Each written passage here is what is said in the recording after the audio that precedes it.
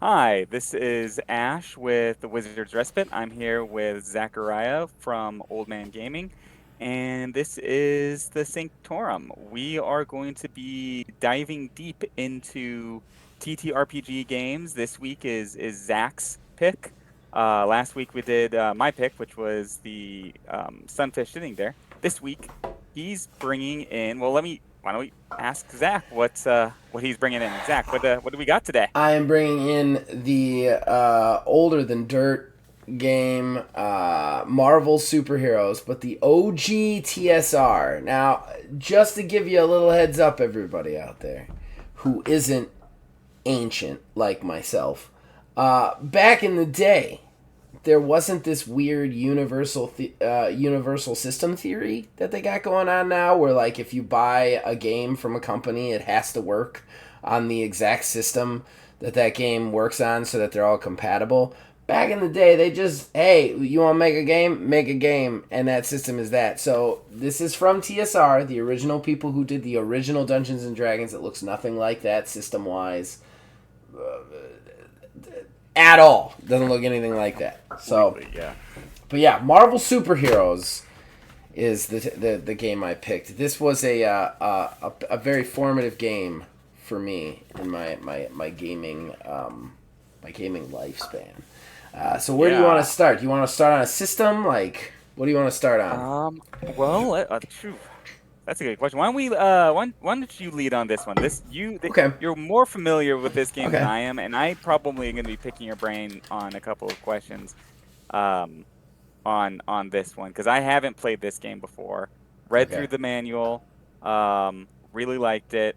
Lots of things I like about it, but why don't you take the lead and we'll go from there.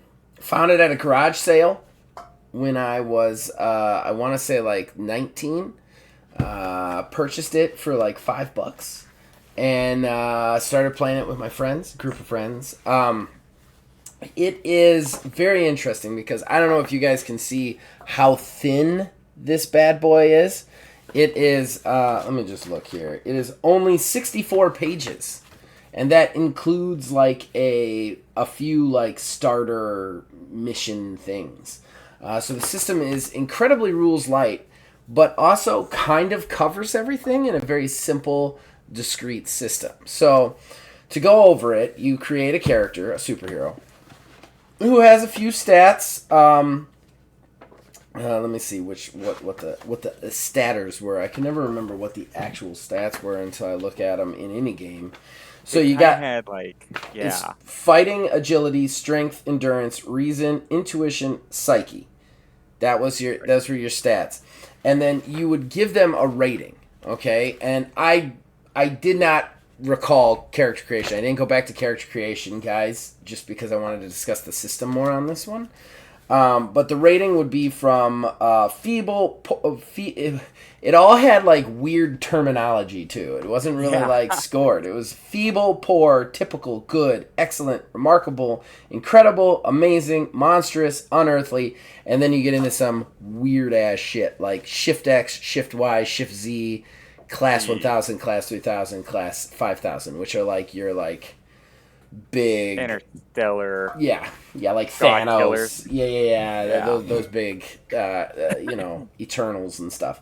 And how this game would work is very simple. It will take almost no time to explain it. What you would do is anything you did in the game was what was called a feat check.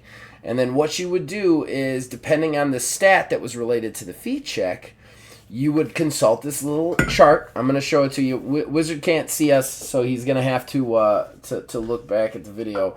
But this is the chart right here. It was on the back of the book. That's right, the back of the book. Like you got this out of a cereal box. But it was out of the back of the book. And then along the top, you would have all your stats. And then you would pick your stats. So, like, you'd pick, like, incredible right here, right? And then you'd roll a percentile die for your feat. And then depending on where it landed, you would get how good it was. A green feat was usually okay. Yellow feat was good job. And red feat was like you nailed it. Knocked it out of the park. Um, with that being said, that was it. That was like the entire game. The other things that you could do is there was what's called column shifts, which so like if I was the game master and I was like, this thing is difficult to do for you because your arm is hurt or something, I would say it's a -2 column shift to the strength feat that you're trying to do. And then so if you were at an amazing, it would drop you down 2 to remarkable. And then that's the chart you would roll on. I could also do the intensity of the feat as a judge. So I could say, all right, this is an intense thing, and then you need more than a green. You need a yellow to actually accomplish it because it's bigger than that. And then the fighting was very simple. It was kind of the same thing. It was contested like green, yellow, reds. And the person attacking got to decide how they were attacking and what they were attacking with stat wise, which I thought was always unique and kind of cool.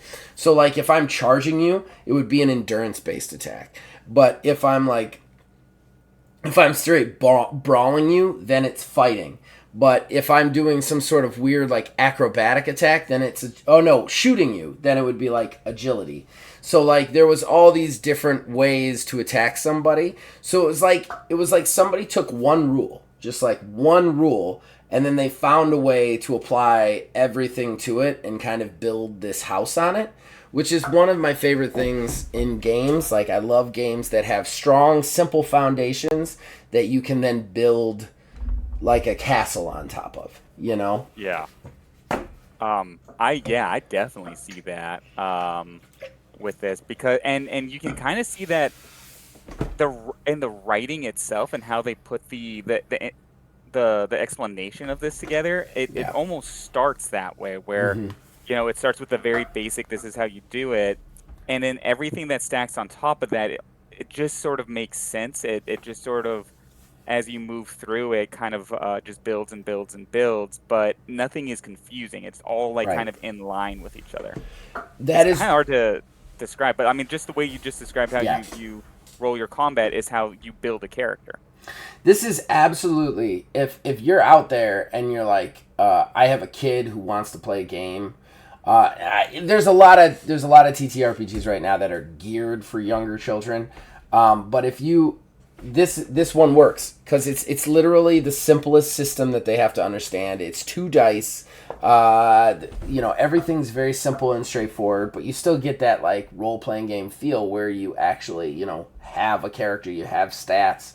Right. That you actually work off of, and you can see how your character's better or worse than other people's characters. What I also liked about it is it makes it very phonetic and quick.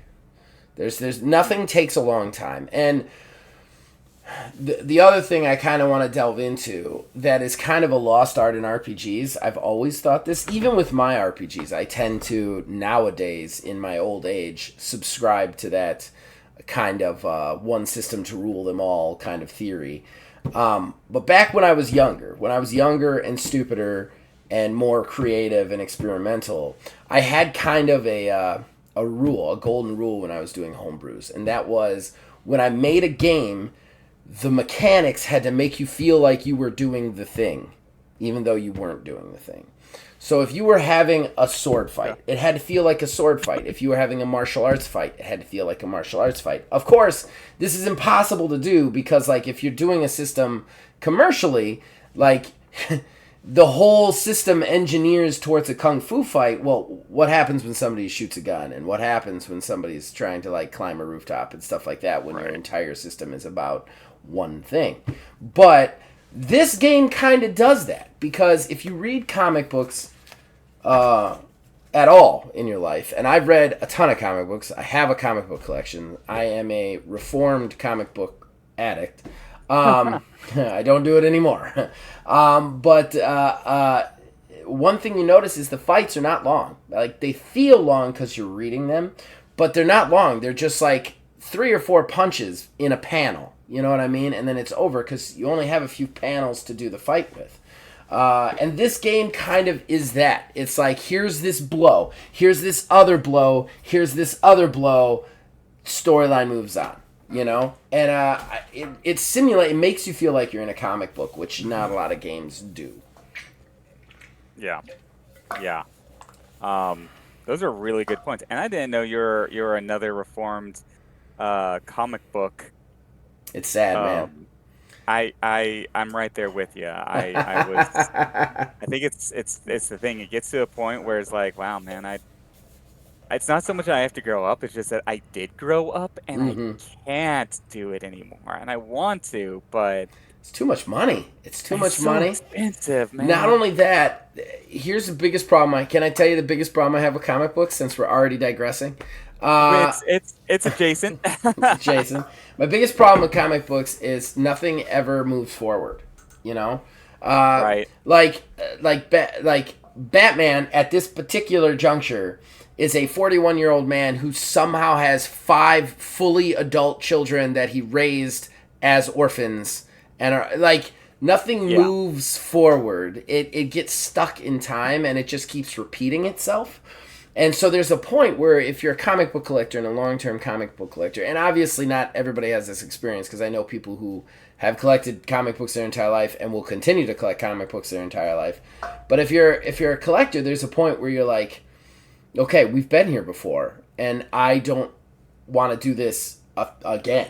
You know what I mean? And Right. like it just keeps kind of going secular, which is one of the things that I've always like. They never stick to it when they change things. Like when Batman finally retired after Bane broke his back and Dick Grayson took over. Oh, wow. Yeah. That only lasted like half a year, and then they switched it back to Bruce. Like he found a way to Yeah. get better, and I'm like, you got to commit to that. I know the sales go down, but otherwise you just end up with Bruce Wayne again and again and again. And I think that like that's something that made me walk away from comic books was the stories became so loopy that I'm like, nothing moves forward. Nothing moves forward ever. You know. Yeah, I can see that. And then on the other side you do have like that's the big, superhero comics and which is, definitely a thing. Mm-hmm. And you have legacy like storylines going back to the 70s and they try to Right. tie them in and all this crazy stuff and it gets a little convoluted. But then you also have Right. like the more indie stuff. Right, Um, which I tend to like. I like the one-off stuff or the stories that do push forward a little bit. But if you're talking mainstream comics, it's just yeah. always, especially when they start Yeah, tying oh stuff yeah, in from the definitely. '70s. I'm like, okay, so he's 40, but he was alive and fighting crime in '75. Like, Yeah. what are we doing here? Like, this doesn't make any sense anymore.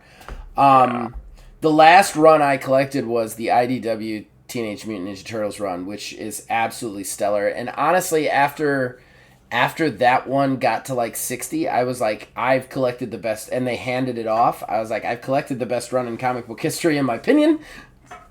I'm gonna step away from it. But yeah, Now you're telling me that. but back on this game, like it's just Yeah. like Back to that's. TTRPGs. Well, we're gonna digress, guys. Everybody's tired. We're gonna digress Yeah. today. Yeah. It's the way it works. But And it's yeah, comic books. It's hard not to digress with comic book, it even is. TTRPG. It's extremely hard.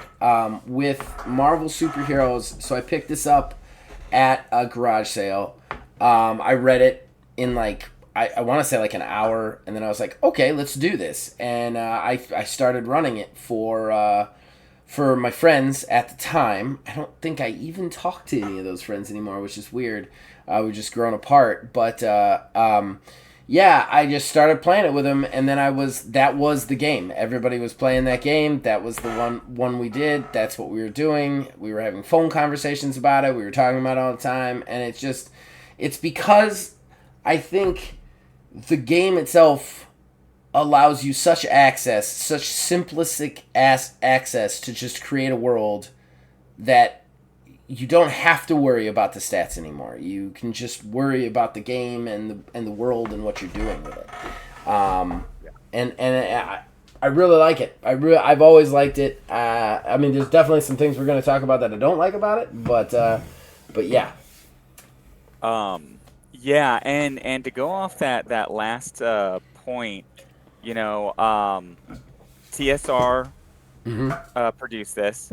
TSR also produced the original Dungeons and Dragons, which OG I know you're D&D. not a fan of, the way back in the day stuff. Yeah.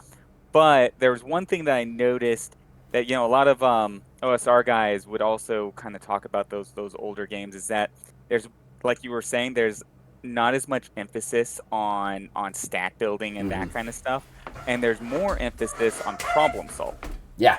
Old school D&D had that. AD&D had that. The OSR is really big about that, Hmm. about more role playing your problems Yeah. and then just rolling a stat for it. And that's definitely what's seen here. Almost even like you were saying, I even more streamlined, way more streamlined than D&D was that came out of Hmm. the same era or a little before this. Yeah. Same company, same group of guys made it, but this one it's more of a hot rod, you know. Yeah. Yeah. It Um, is. It is. It gets it you it there flows fast. faster. Yeah, I. and after character completion is done, um, which is always a little bit more of a cumbersome part of the book where you're really trying to figure out what's going on. Yeah. Everything and it's not even that cumbersome for this book, Mm-mm. by the way, but everything is super super fast from that point. Like I was reading through how you roll through these things, and it's like it's not going to take anything. Like it's really good. If anything, it's going to be really on the GM or the judge, as they call it in this book, Hmm. to really come up with some cool ideas for your characters to encounter, Yeah. because it's going to move fast. Yes. You're gonna get through you're gonna get through a comic book in one session. Well, and superheroes are like wrestling. So I've always been a pretty good game master of superheroes. And anybody out there who thinks otherwise, you are 100% wrong. Superheroes are like wrestling is basically comic books with rules, with I can fake totally sports see around it. that. It is. Nobody ever I goes away. The same bad guys keep coming back up. Sometimes the bad guys go good. Sometimes the good guys go bad. Like it's the same. It's the same kind of plot line. It's who is your hero fighting this week. their Uh, costumes aren't even that different. no, exactly. You've got superheroes in wrestling. Yeah, I think that like, and that's just something that like, it always translated well to me because I was always very good at telling long form, uh, conflict between two characters. You know what I mean? Like villains and hatred. And it was always really, I always had a lot of fun with that. And this just like it emulates it. I think that Yeah. well, man, I was gonna say something and then I lost my train of thought there. That's fun. I think that like the this game, it's interesting in the gaming world because you have this like kind of circular loop too because you go back to those old games like TMNT we were recently playing, which is a relatively Right. stat heavy game when you think about the character creation, but they don't even have a way to roll a like a stat check. There's no attribute check in there. There's like a Right. couple of saving throws, but there's no way for me to do an awareness check because they were so like role play it Yeah. out. And And the Marvel superheroes is like that. And then D&D Advanced Dungeons and Dragons came out, and really that began the kind of gatekeepery, stat heavy thought process of games, of tabletop games. It became like a lot of juicy numbers and math, and if you yeah. were a casual, you were fucking out of there the minute somebody tried to explain Thaco to you. Like it was just a nightmare. And then a lot of the games that came out after that were those kind of stat heavy things. And now we're back into the world now where we've kind of gone back to the role play stuff with like Fate Core and like Monster of the Week and stuff of the more or the journaling games that are everywhere. Stuff that's Yeah. much more about the role playing than the actual system. Like the system is the means to get you to the playing pretend. That's And what it that's is, you know. and that's what like a lot of the old school revival sort of group is really pushing for, that is kind of going back to the like this like it's really about thinking through. And yeah, death is such a big thing in these types of games. Hmm.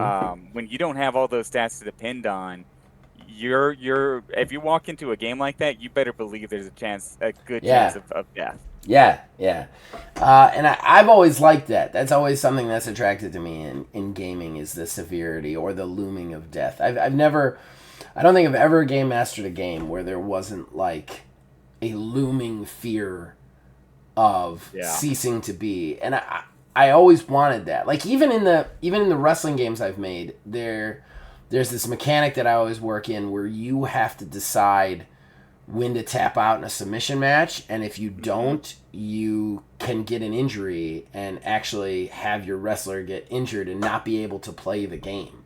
Like Yeah, I've always that's liked game that. death, basically. Yeah, and I've always liked that like looming feel, like because that's how it is, right? Like if you're putting on tights and you're going into a battle with a guy called the Hobgoblin, you gotta expect that this dude is trying to kill you. You gotta feel like this dude's trying to kill you, Yeah. and like it doesn't like there's a lot of things nowadays that shelter you from that in games, and I always liked when it's like, okay, my character can really just croak at any time. And I will say AD&D was kind of severe too back in the day. Like unless you were playing a fighter, like if I get hit with an arrow at level 1, my head will literally Oh explode. yeah. And some of those modules would have insane stats where they would just throw you into like, hey, you're level one, you can take on this monster that would give a party of level fours a really hard time, Yeah. and and possibly kill a couple of them off. Go for it. Ooh. But so on this game on Marvel superheroes, um let me think. So we talked about like the basic attributes. Let's talk about Hmm. the powers for a second because I thought Sure. that was kind of interesting how they put that together. Yeah, the powers end up being very similar to just almost like extra stat points because you get the power, but then you actually get to assign to it one of those ratings, those column shift ratings, basically. Right. And while some powers will like give you column shifts when you're fighting, depending on it, it still all depends on like so like if you have claws, they're incredible or feeble or something like that, and then that will actually assist you in the fighting. It'll give you combat column shifts when you're fighting and stuff like that. It still comes back to that single roll. Like that's really what they Yeah. like to do with it at the end But of the day. the thing that I thought was kind of cool about it was like what you're saying. It just sort of stacks. This is a good example of how it just Hmm. sort of stacks. It's the same rule, Yeah, just you get a different way of using it. yeah, Because it's just that same chart that you're rolling on, like you're doing every single thing else, except hmm, now you have another ability, a special power. Maybe it's flight, maybe it's, laser beams or whatever it is. yeah, Um, and but it feels exactly the same like everything else you're doing when you're rolling it. You don't have to think twice. You're already in the groove. You're already in the yeah, roll. Um, but it also allows you to do that role playing thing a little bit more because now you have something unique. You have yeah, a way of solving your problems because you have, the ability to climb up walls hmm, or see through walls or just blow through a wall. yeah, Um, and now you can think about what that would do and what those consequences would be. yeah. Um, It's almost like pre-fate core in a way. Like a lot of your powers are almost ways to role play the situation better. Not necessarily like, oh, this is a thing that I can activate to get a plus on a thing. It's more like, dude, you can leap and right. wall crawl, so role play with that wall crawling. You know what I mean? What are you gonna do about it? Right, right, and I do like that. Again, I also like how they break down like the resources and popularity in this game. This game actually has a very big like the resources aren't really an amount of money, but it's like attached to your character, and it role plays out like what you're able to acquire in the game. Like your resources will be a number and you have to like roll against it to try and like, well, I want to get this. Okay, well, roll against your resources. Oh, you don't have the money or you don't have the time or you don't know the person. And then the popularity I've always enjoyed because that kind of like allows you the ability to like get more karma, which is the advancement of this system, this game system, is that as you do things, they all have karma attachments to them. So as you do heroic things, you acquire karma points. Like I saved a bystander today, I get 25 karma points or whatever. And karma points can allow you to increase your stats over a very long period of time, but you can also spend them on a one-for-one basis to actually add to your rolls when Right. you're rolling. So it kind of makes it this weird, tricky, like, do I save it or do I punch this guy's head off? You know, like something like that. Yeah, I could. That's the kind of thing where, like, it builds that suspense and that anxious, like, what do I do? What do I do? Yeah. Which gets your heartbeat going, which makes these things so much fun. Having to make that call in the moment too, because Yeah. when you're making that call, it's because you're falling off of a building and you don't have the flight power, and the guy that does have the flight power is being attacked by whoever, and now you have to decide, Yeah. do you what do you do about it? I also love how many things they mark as optional in this game. It's actually marked next to character advancement optional. Optional. Like, what kind of game? What role playing game doesn't have advancement in it? And this one was like, yeah, who cares? The same with popularity. It's optional. I think that a lot of their base rules were kind of like weirdly optional, and I thought that was kind of cool. But yeah, I also like the fact that they have charts in the back for generating the characters, which is Oh yeah. basically like you just generate them from start, which is going to lead into my rant about how to game master the best superhero game, in my opinion. Whenever we get around to it, do you want to do that first, or do you want to do Yeah. the? Okay, all right. Since you mentioned that last week, and then I read this over. I'm really curious as to what you got.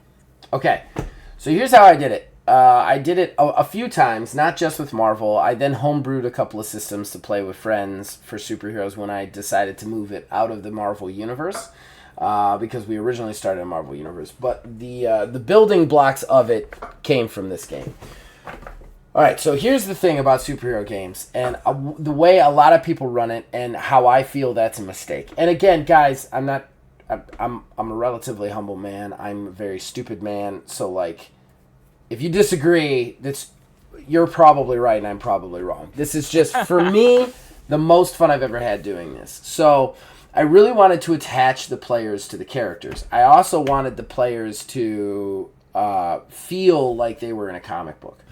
So what I did was right off the bat. Okay, let me start in a different place. The thing that I don't like that a lot of people will run a superhero game is they will start all the players in a group.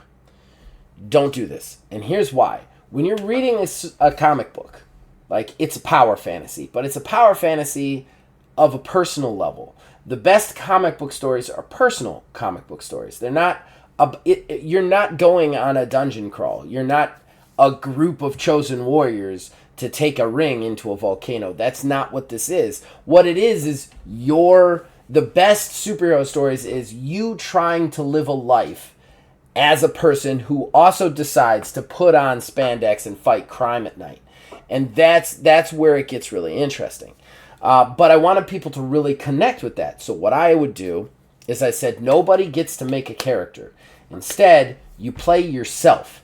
And you play yourself starting everything in your life has happened up until the point that you start playing this game. At that point, the character in the game is going to have a completely different experience from the character outside of the game. So, like, let's say you, Ash. I would say, Ash, you're going to play this game. Everything that's happened in your life has happened so far, but you are Ash in the game. You also don't get to know your power because no superhero gets to know their power. The only thing I would allow players, because I don't want to give people a power they don't want, So the only thing I'd give allow players is I'd allow power request. Like, what sounds cool to you? What would you have fun with? And then you can submit that to me. And then Okay. basically what I would then do is I would sculpt an issue of a game with a cover. So basically I would read it to you as if it was panels. Like the same way I'd be like, this is what happens in this panel, you're in this panel, and then this happens in this panel.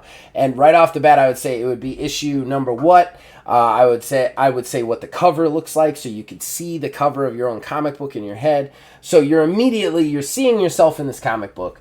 That's how you need to do it. But the key is they're all one-on-one sessions, all of them in the beginning. It has to be about the person and their own personal origin story. How do they get the power? How do they end up starting to fight crime? What happens to them that makes them do that? Do they become a villain? Do they become a hero? Like, allow the player to be himself in that comic book world, and then move forward with it. I think that like so what That's I would interesting. do is, especially with people I didn't know that well, I'd be like, all right, if you want to play this game, I have to interview you, and then I would go over and I would ask you things about your life. What's your life been like up until now? What kind of girlfriends have you had? What like what's your personal like questions, not super heavy, but like what do you believe in? Stuff like that. And then I go home and I tailor their storyline so that I know them. So I'm like, okay, well now I know this person and I can kind of play this person in the game and I can get them into this world that way. Then what you do is once they're all established, you establish them all in the same shared universe, kind of like an MCU, and let them go to town because they're going to fight with each other. They're going to create Avengers teams out of each other, and then what you have is you have this dynamic where you can play with one person if they're there, or you can play with two people if they're there, Oh, or you can play with all of them if they're there. What I would do, sorry, I'm on a tangent now because this is yeah.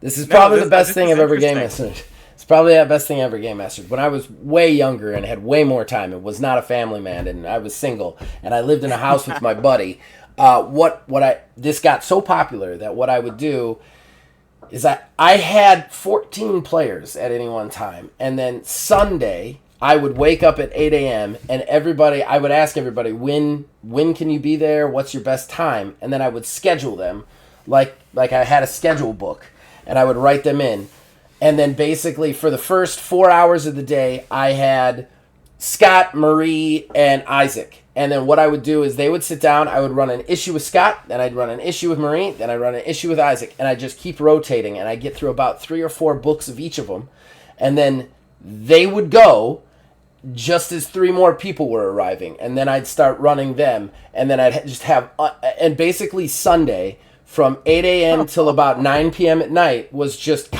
comic, and I had just had this huge notebook. I'd write down because one comic book is actually a short amount of information if you really look at it. So I just write Right. down. I'd write down basically 2 paragraphs. It'd be 2 paragraphs. This is what's going to happen in this comic book. Da da da da da. This is the thread. Da da da da da. And then see what happened with it, and then move on to somebody else and run through a storyline that way. And then eventually they'd end up meeting up with each other. They'd end up fighting with each other. It was so much fun. You made an MCU basically, like you Yes. made a universe. I've actually done this 3 different times. The first time was with Wow. Marvel, and it's so interesting because you have players that they're like they've got to be the alpha dogs, so they start like forming the Avengers. I had this one guy talking about the original, the Marvel. I had one guy who just he basically game mastered the entire game for me because he got so obsessed with it that he would drag people over and he would like his character would show up everywhere and be like, "Hey, join my team." And so much shit happened to him, and it was just like so like you had this guy who was just dragging them together. Then you had other people who were like who hated being with anybody else. They would stay away from everybody and fight other superheroes. And then I had a couple people who literally became villains, which made me very scared to be friends with them, but literally became villains. And it's just so. But what attaches the players to it? I know I've been on this rant for a really long time, but I'm really excited to talk about it. That What is it cool. the fact that they're them though, it attaches them to it, even though they don't look anything like themselves. 20 comics in, it makes everything feel more real to the player when you're pretending to be you in the game on purpose. So, you know, the people around you are dying or the people around you are struggling. It's not a character that you could disassociate with. It's you.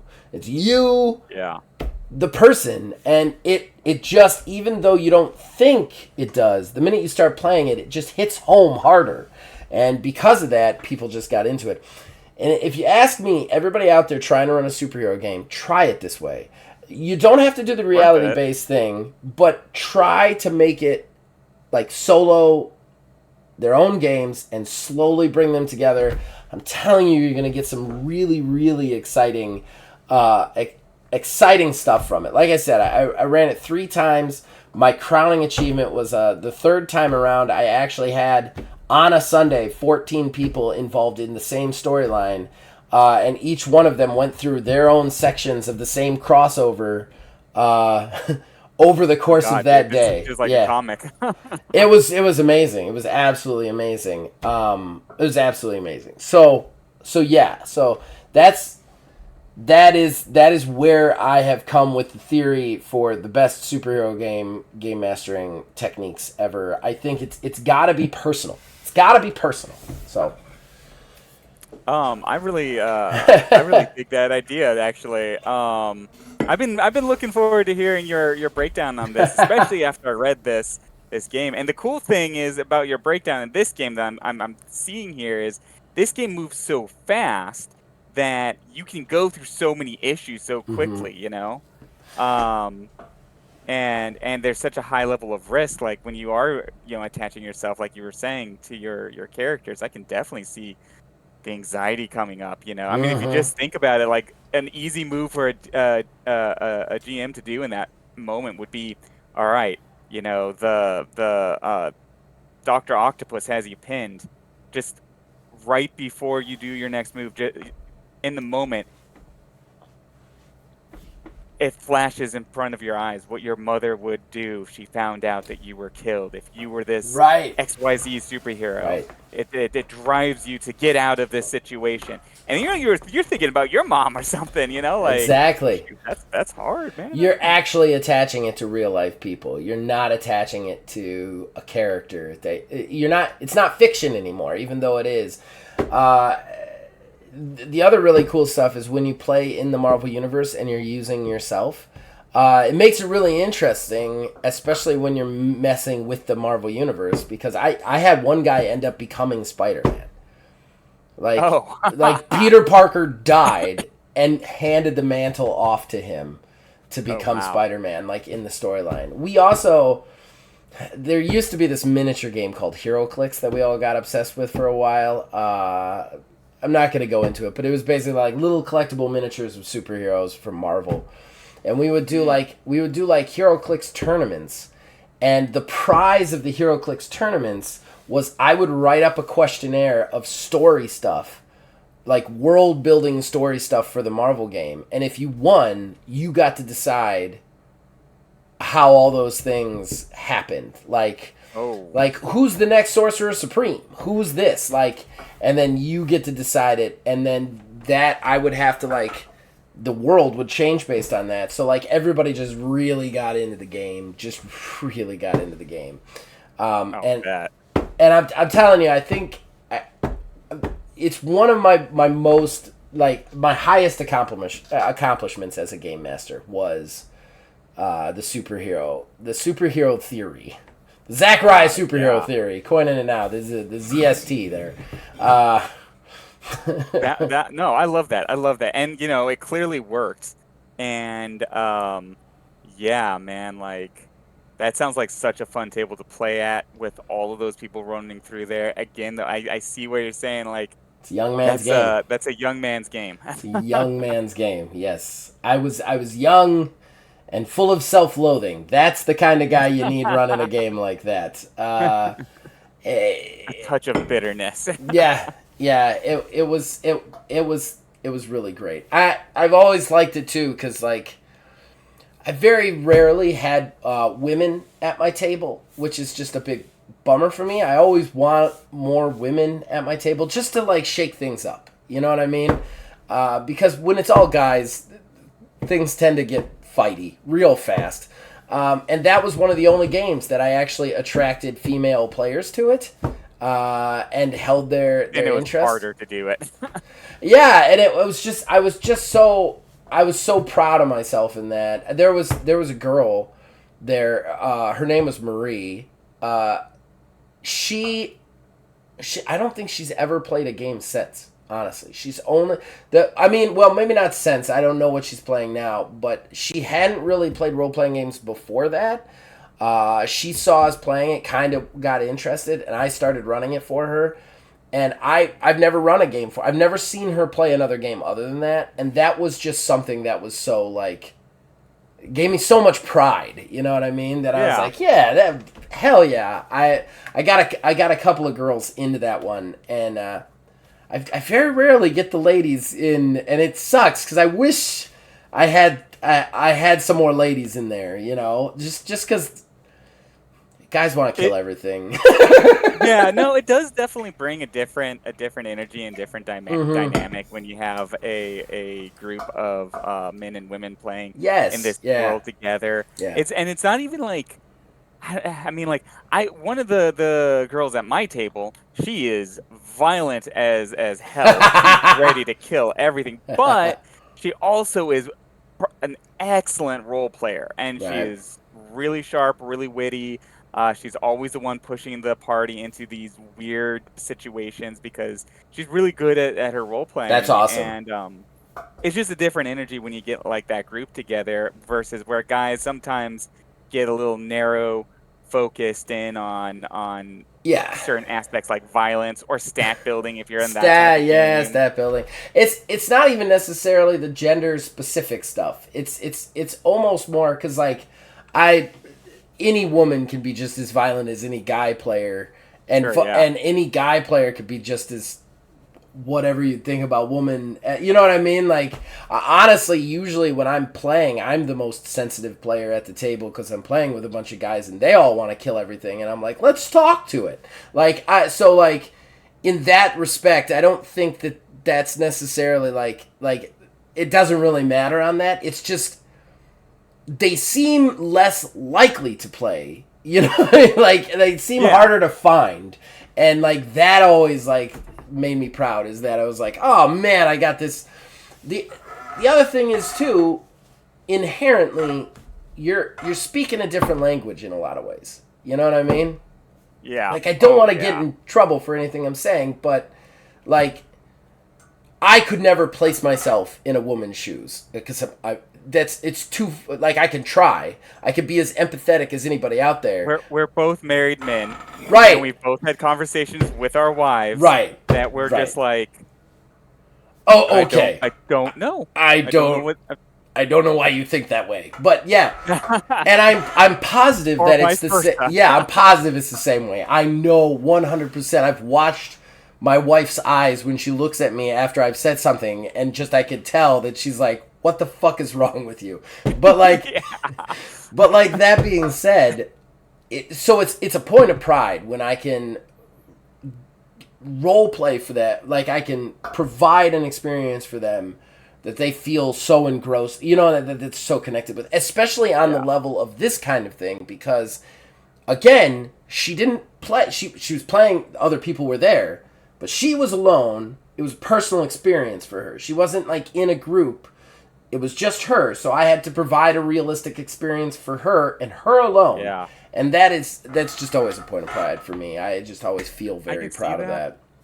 And I say, like I sometimes will ask, content creators and writers, what is your favorite GM tool?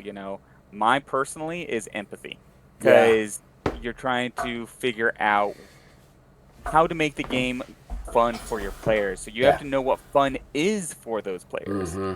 and that requires empathy. And so it sounds like, yeah, you just with your player and your players here with that big group that you had together, it requires a lot of empathy to be able to manage all of those desires, needs, and still make it challenging. It's not just to give them everything kind of game. Mm-hmm. You're speaking my language right now. I mean, I know we've digressed pretty far, but I do enjoy our digressions on this show.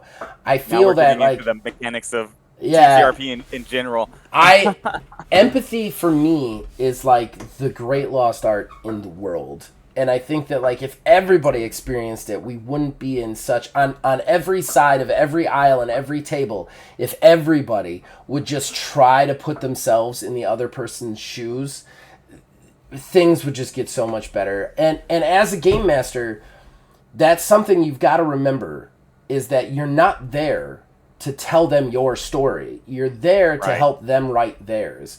And I've been in Biggest groups. mistake.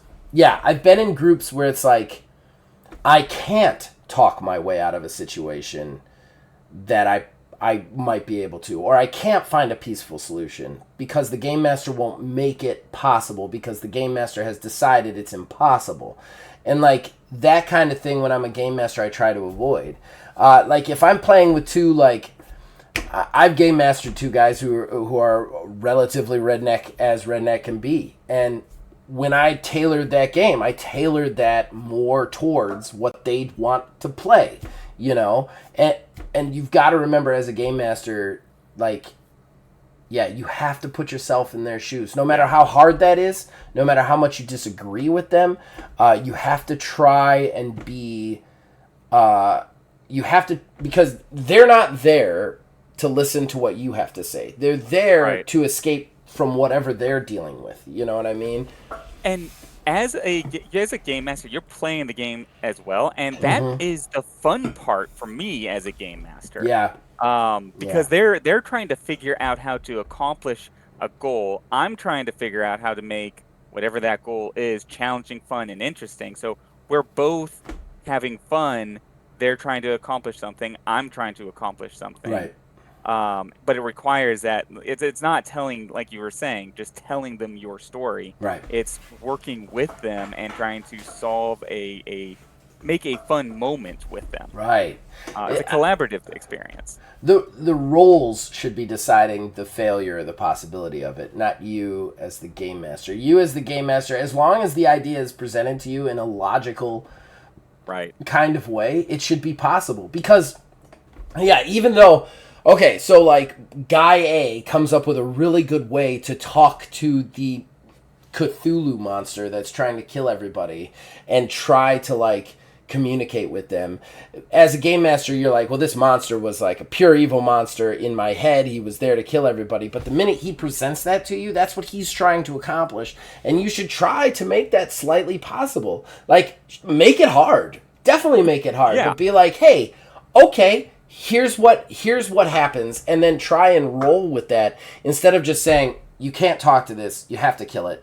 You know what I mean? Or vice versa. You know, like I think that like that is something that any game master out there, if you want to be good, well, if I don't want to say if you want to be good because I'm not good, but if you want players, I've been playing under a couple of your games now. You're a pretty good game master. I don't know about that.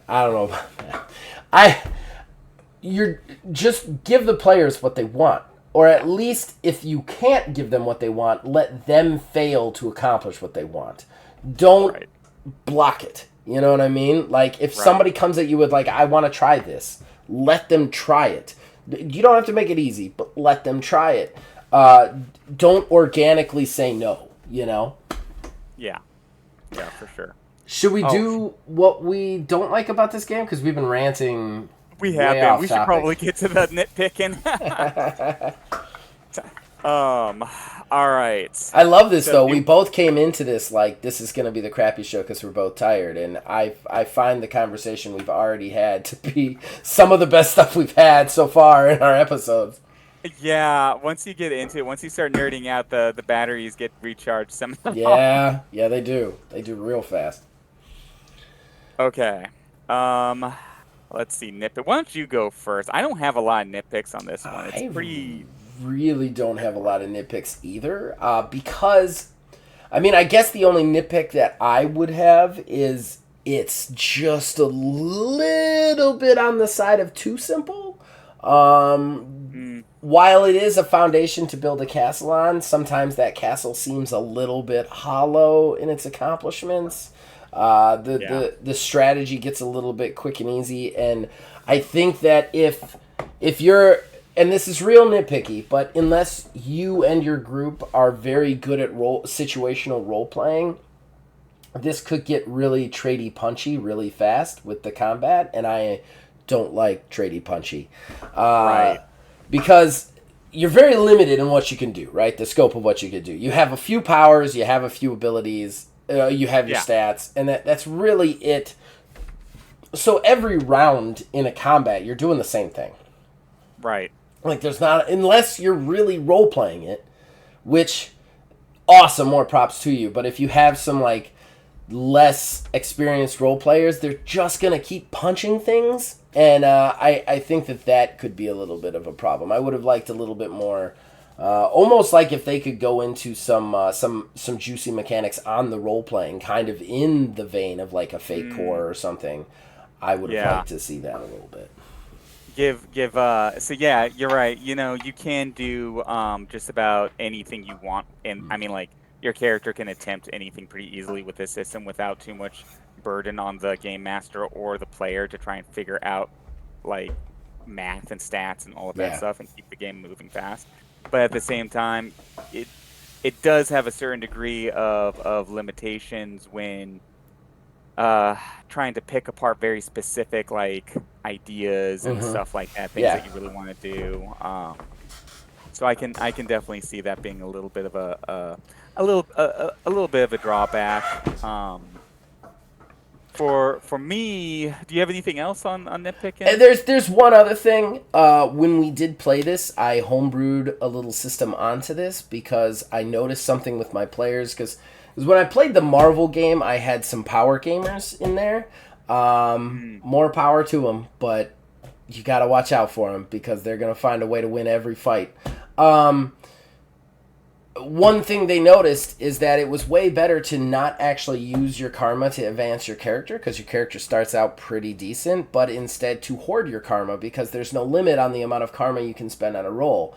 So oh, what they would do is they would just apply 100 karma to any roll they wanted to hit, and they would just hoard like 500 to 1,000 karma, and then just be like, I'm gonna succeed this one, and then I'm gonna succeed this one, and then I'm gonna succeed this one. I got plenty.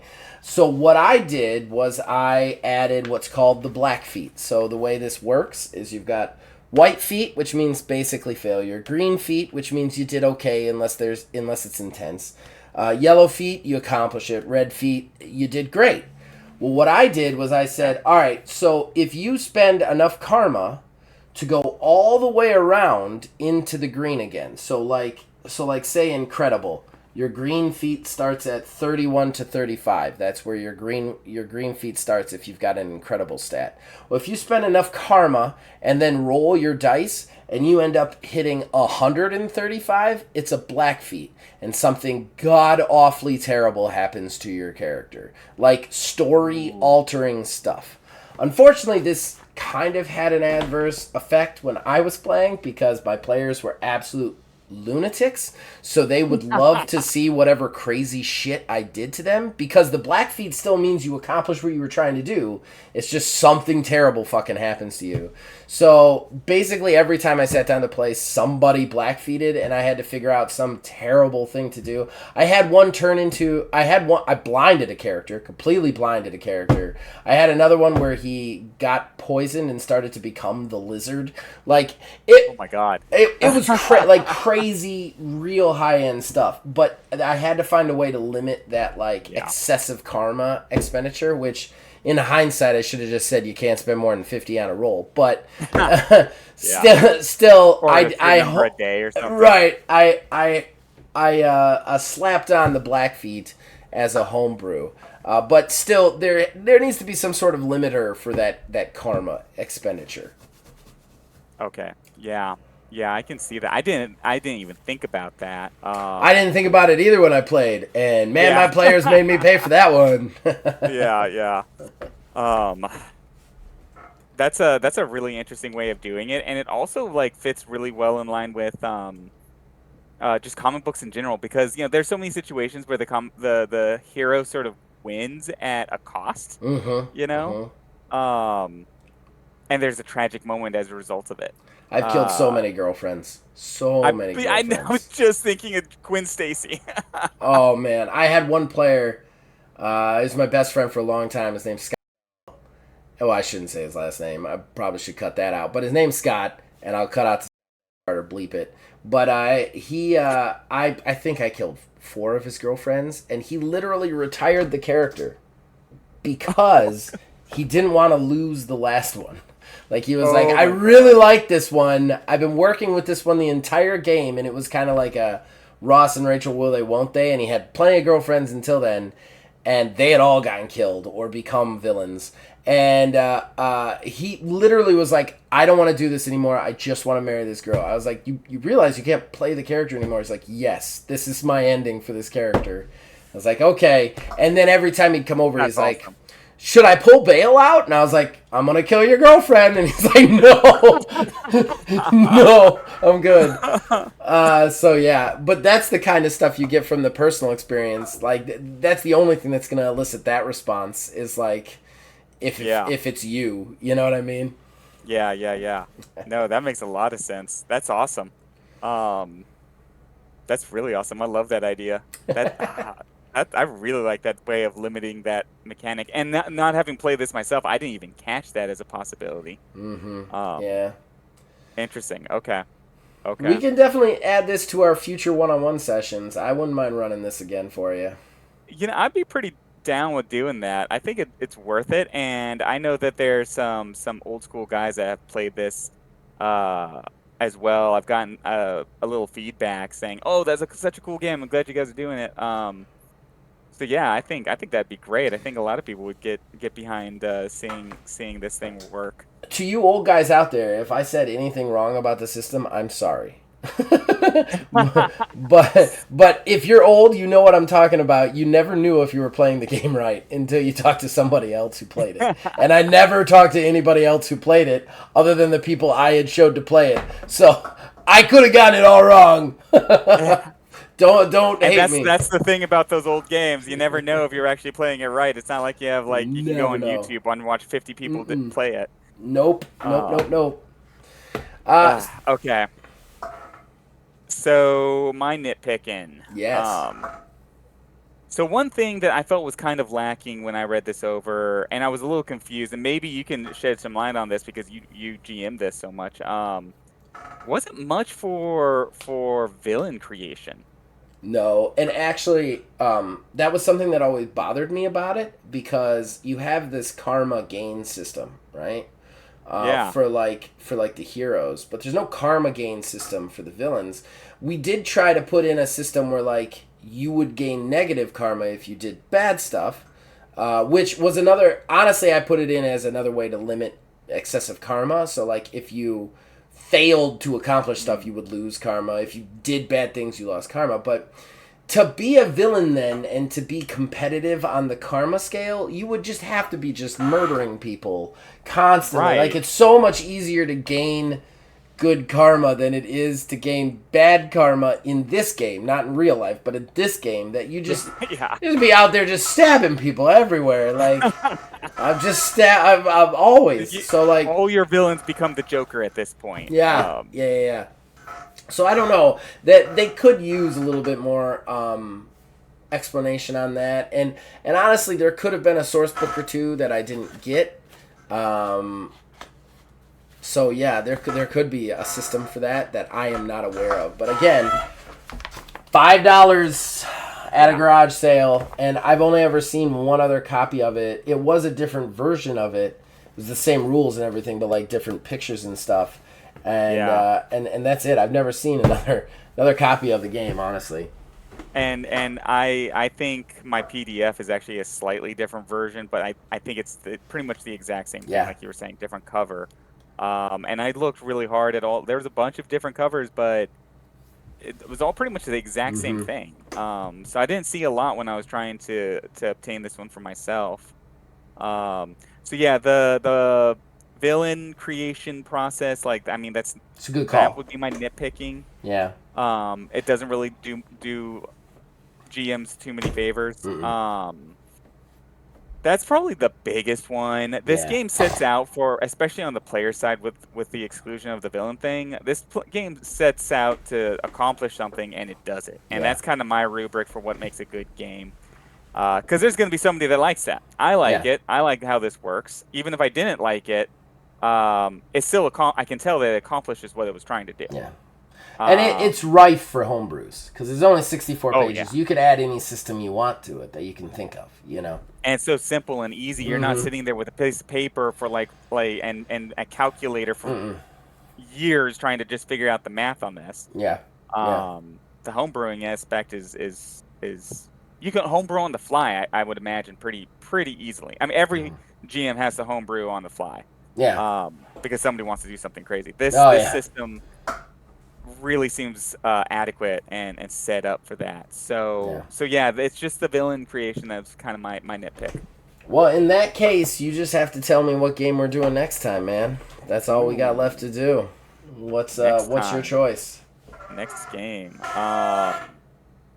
You know what? To be honest with you, I hadn't thought about it. Oh no! Oh Um, no! let's Unprepared. see. I completely forgot to get myself lined up for it. We've talked about a couple. You know what? Me- Let's do Lost Amongst the Starlit Wreckage. Oh, Lost okay. Among the A Starlit journaling. Wreckage. Okay, another It's journaling. another journaling. I'm gonna have to I actually think read we it could now. get through it in I think if we did it, if we actually did it, it takes maybe an hour It's on our plus. list. It's on our list for the one-on-one sessions right now. Yeah, yeah. A queue.